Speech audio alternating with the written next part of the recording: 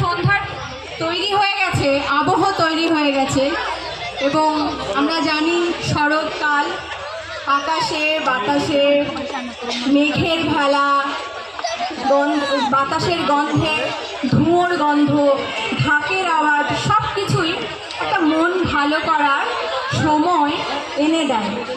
কিন্তু এর মধ্যেও যারা আমরা প্রবাসে থাকি তাদের কোথাও কি একটু মন খারাপ হয়? এই সময়টা মা দুর্গা যখন তার ঘরে ফেরেন তখন কি যারা প্রবাসে থাকেন তাদের মনে হয় না যে তারাও ঘরে ফিরবে?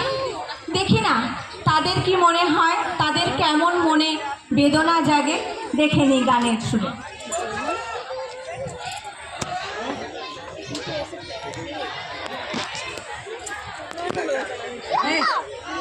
আমি কিছু